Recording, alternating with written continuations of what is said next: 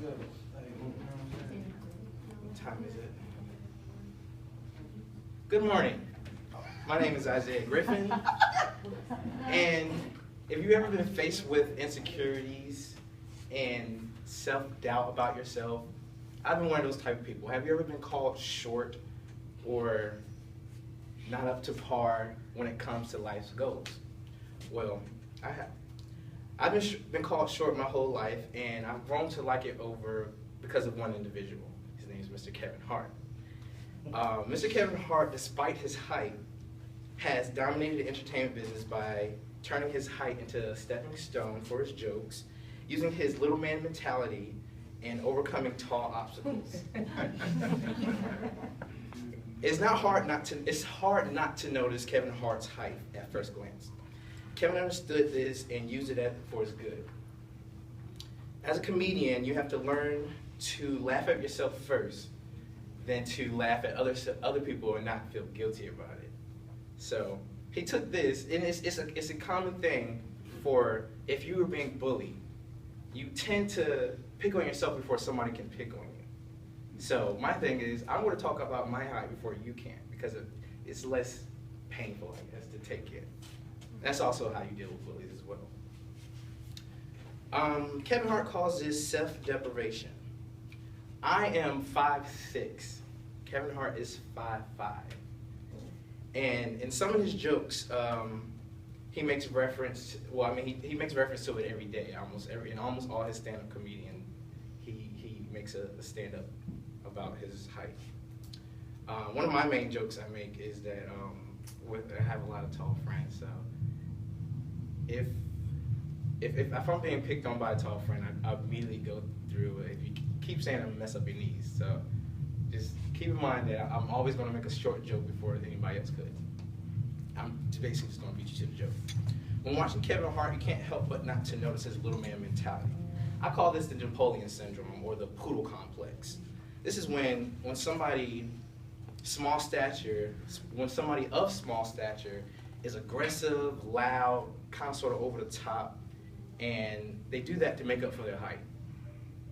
In the movie Think Like a Man, there's a scene where Kevin is finishing up a basketball game with his friends. A taller gentleman, who's actually in the NBA in real life, comes up to his friends and asks them if they could use the court. His friends in all agreement tell the tall gentleman that they can use the court, though, but since when Kevin Hart was, I guess, faced with his tall stature, he was immediately intimidated. So with his little man mentality, he then disagrees and tells the tall gentleman that you have to play us for the court.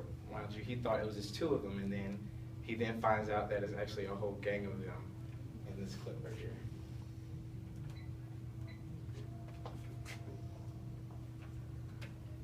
Oh.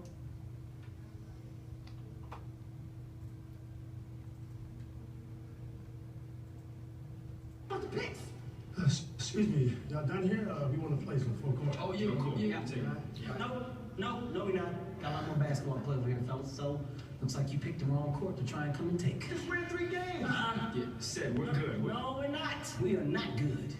Sorry. Y'all stepping off or what? Yeah, we was stepping. I was stepping on. Stepping on? Who, you, Shaq? How about you get some language from this year? Strong shooter? And the stronger version of Prince. Go back down to that side of the court and do what y'all was doing. Because if y'all want the court, you'll play us for the court like real men. So y'all want to play for it? You heard what I said? Am I stuttering? Huh? Suckers. You're not gonna punk us. Men.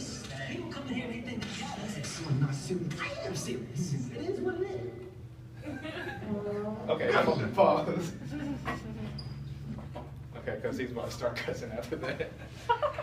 See, this is a prime example of your Napoleon syndrome or your poodle syndrome. I use it in my everyday life, actually, but I don't do it in an offensive way. I don't come at anybody, especially if they don't come at me first. But I don't come at somebody in an offensive way when it comes to this syndrome, and it's kind of a defense mechanism per se. With my tall friends, when I argue with my tall friends, I normally stand on my tippy toes and point at their nose to return the intimidation and terrorize.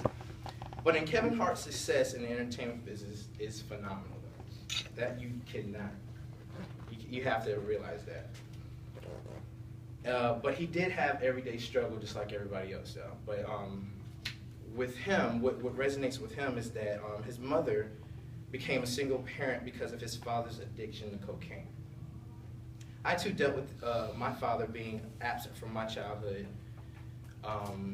at a very early age, though. But I mean, of course, just like Kevin Hart's father, he returned at an adult stage in his life.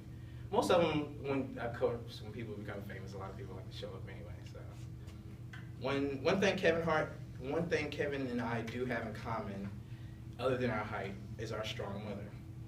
Kevin's mother pushed him to pursue his dream, and so did my mother, regardless of our missing parents. Kevin turned his life experiences as a child into jokes, which put him on the map as a comedian. He made his negatives into a positive on a tour called Laugh at My Pain.